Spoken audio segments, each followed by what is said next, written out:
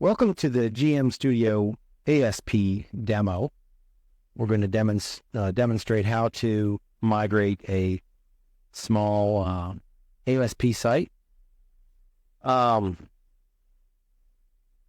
is quite different from VB6, and ASP is quite different from ASP.NET, but I'm going to go through some of the major points, major challenges that you're going to face. Number one, the page scoping and dealing with include files. That's done very differently.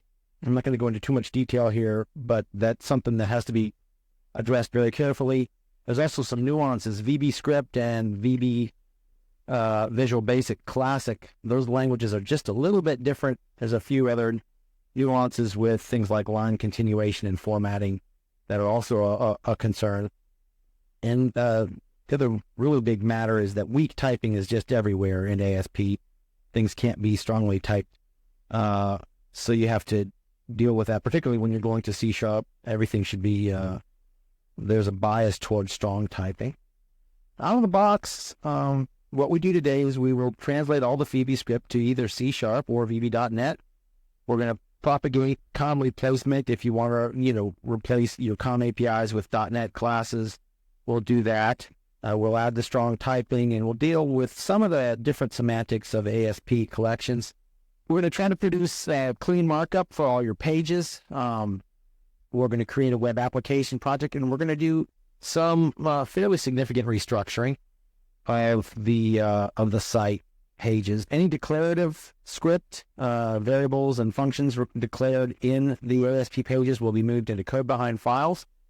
We're going to translate any render functions into response.write in the code behind files, and we're also going to restructure include files to web user controls. That gives us more precision over scoping. I'm going to be looking at such another stock application sample. This is an ASP VB6 COM application. There's a small number of web pages that provide the user interface and a group of small VB URLs that provide data access and a small business object model to orchestrate access to the database, which is SQL Server with stored procedures to derive the updates to the data. The application uses a lot of HTML forms and a lot of embedded script and markup, as was the coding style of the day. It's the source code for this application.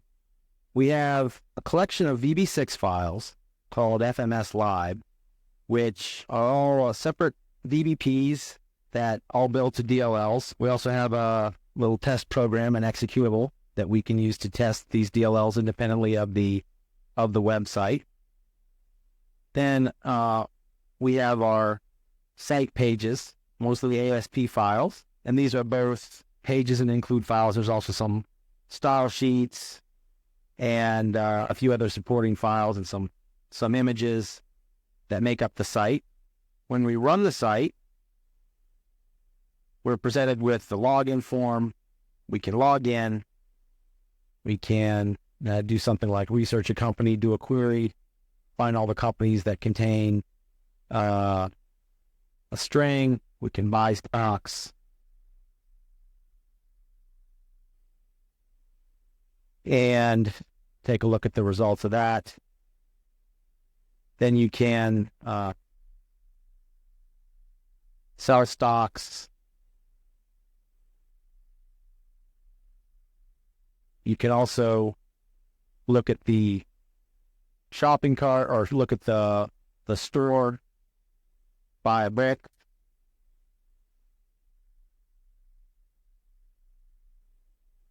And do a couple other things, look at the version number of the application, run SQL queries. That's just something they threw in there to see some things. And when you're done, you can log out of the site.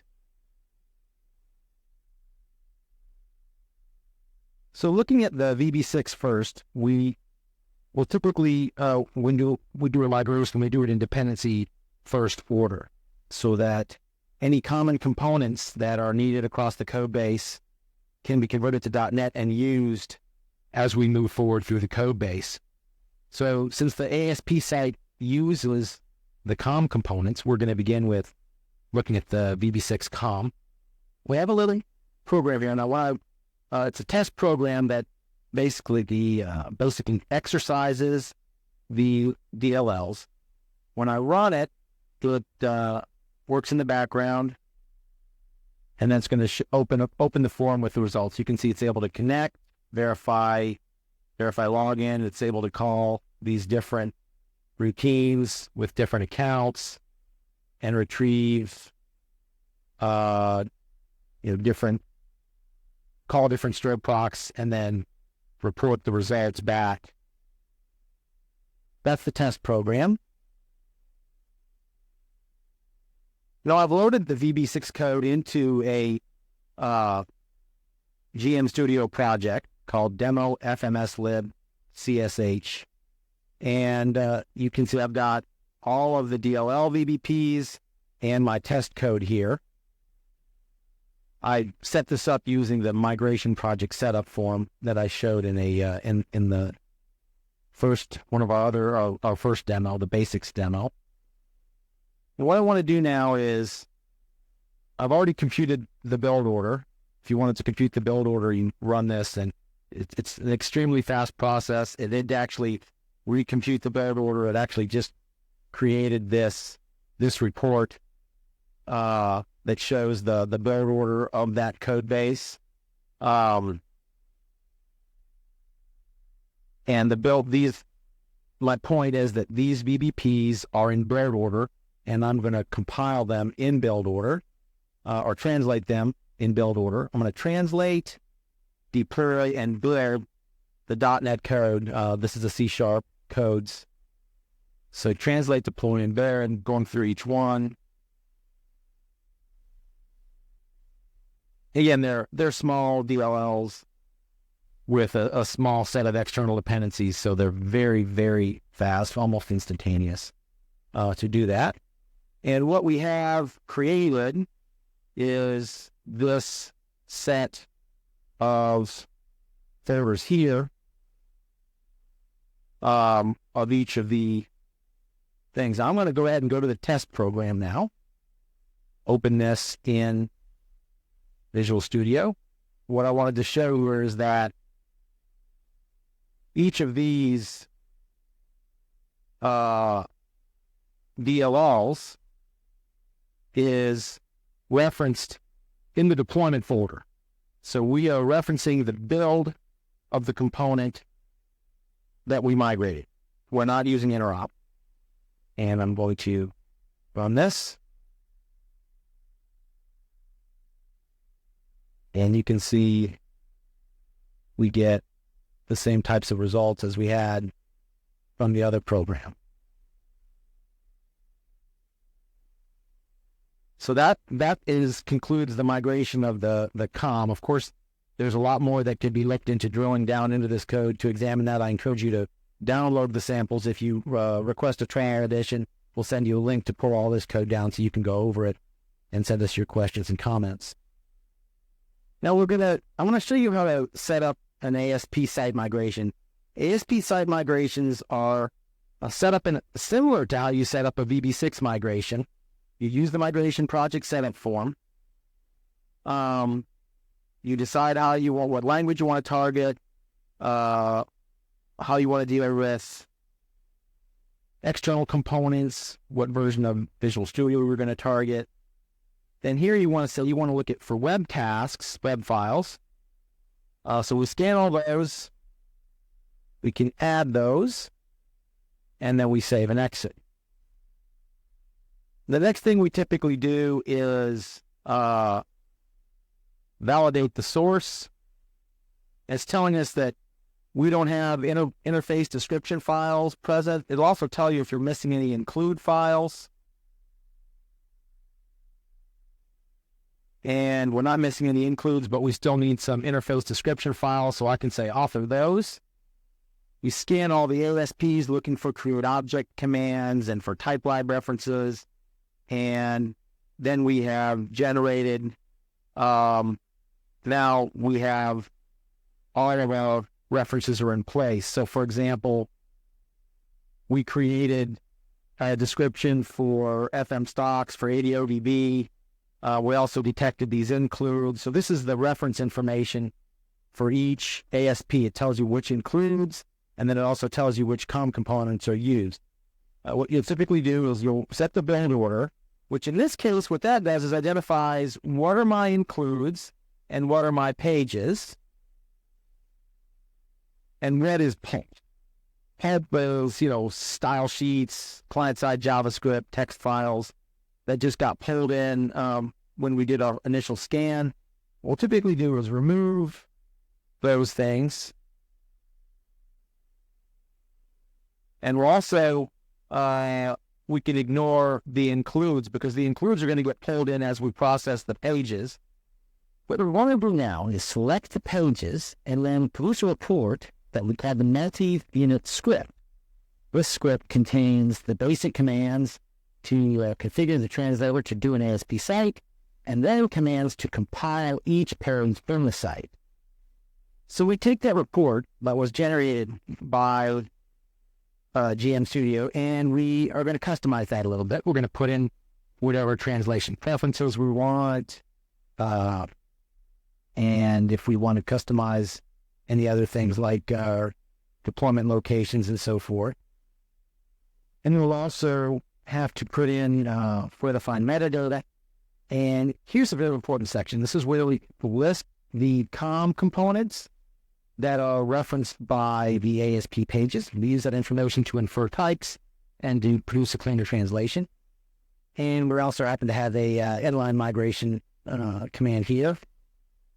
And the meat of this script is the list of pages that we want to do as a set. We happen to be doing the entire site. We just happen to be referencing all the pages, which means we're doing the entire site. We don't have to do include files here. Then there's some other commands here to let gmStudio to author the code and do some tweaks to the output before finally writing it to disk.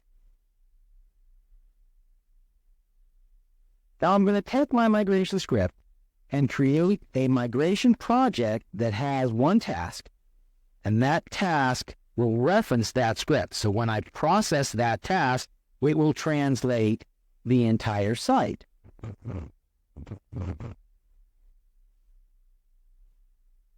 Run that translation, deploy it, and build it. Do that, translate all the pages, we deploy the site, and we do a build with Visual Studio, actually with MS Build. I actually do a build with the C# compiler and with the ASP.NET compiler. So the translation is completed, and we want to take a look at it in Visual Studio.NET. First thing you should notice is that we've created a web application project in C# for this system. Every page is explicitly referenced. This is not just based on being in the directory. This is based on a specific web application project file that directs the build of the site. So we have our pages, and then we have our controllers and a web config file. In addition, all of our references are to the various translations that we created, so that we're not using interop to call the VB6 code, the COM components that we translated. You can also see that code has been split. The ASP pages have been split so that markup and embedded script are in a page in front file. That's a partial class.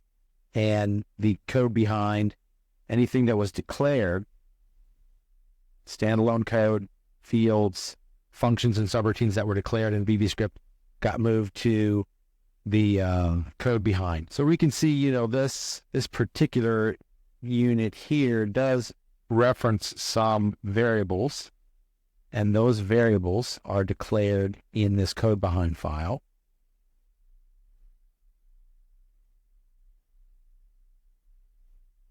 In addition, logic that was declared as a subroutine is converted to C# and moved into the code behind file. Notice also all the comments from the code make it into the code behind file.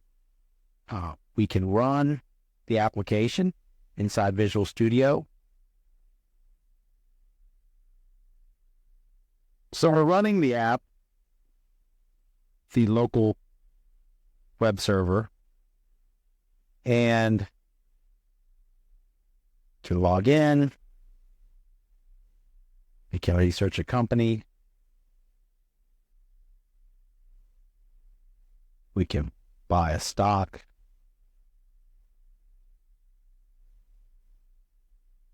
You can see the result. You can sell a stock. We can see the result. We can look at the products.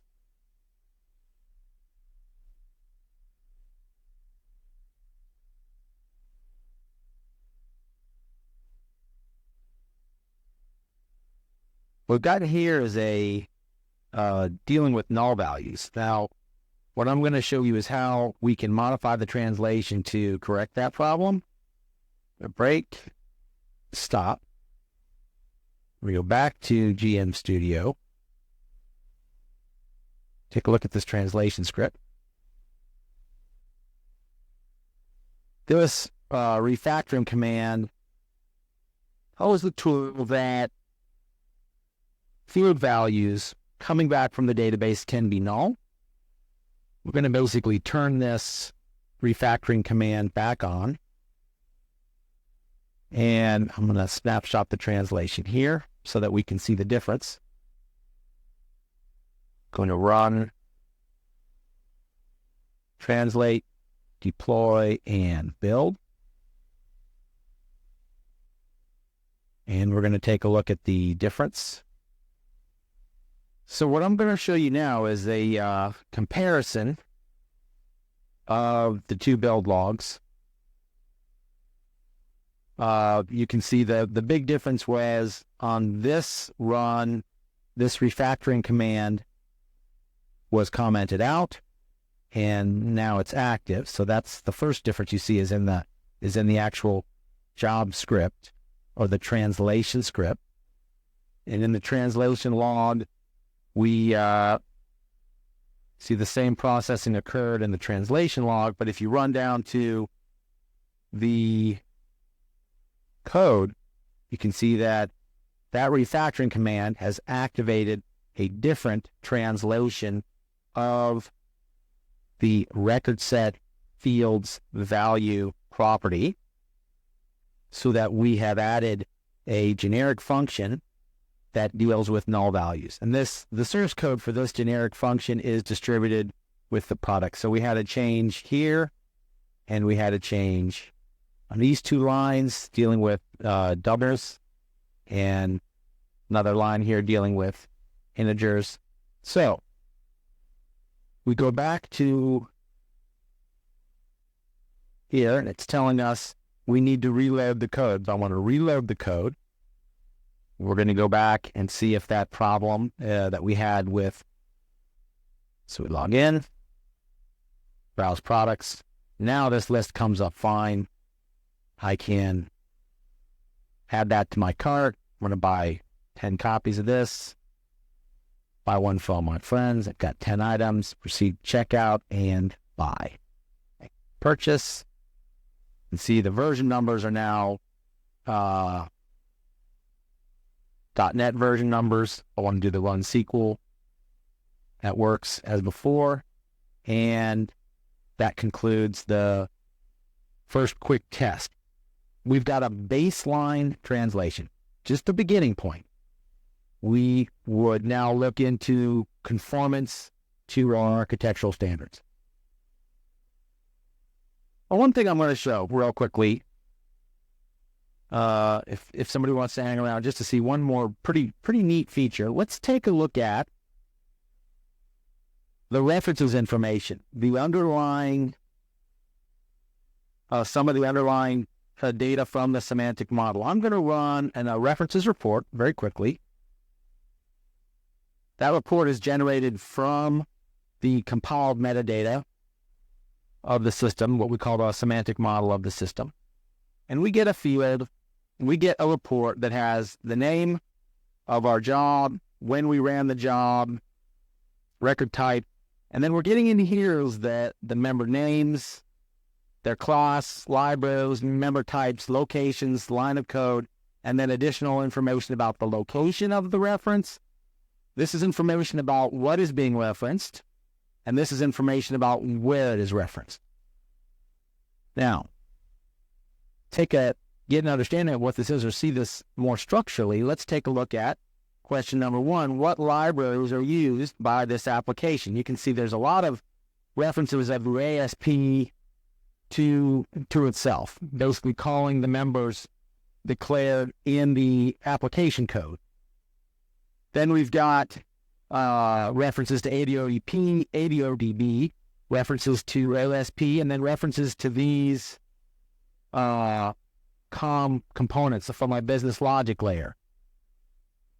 And if we want to say, well, tell me what classes are actually used, I'm going to take the pages out for now.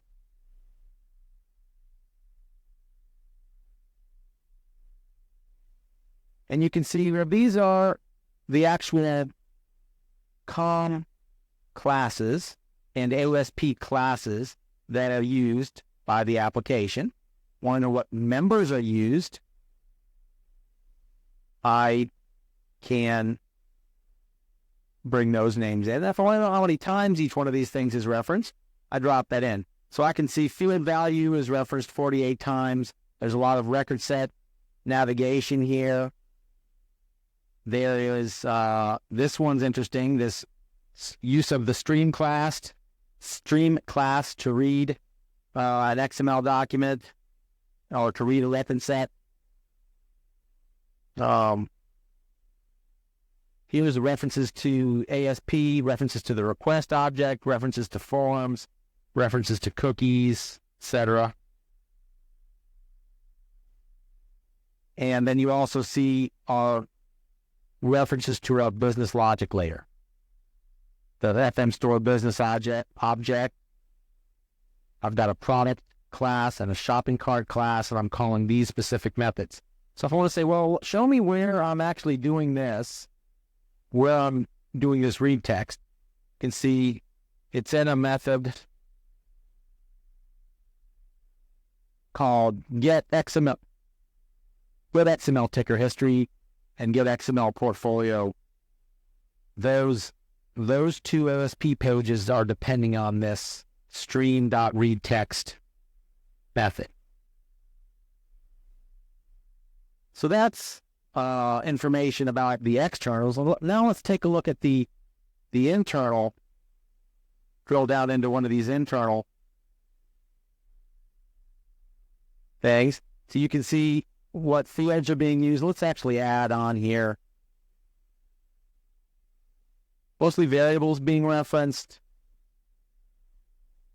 And constants, these are all constants.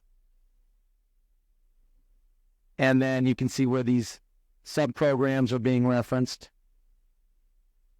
This is actually the code behind classes. You can see, so where, if I wanted to know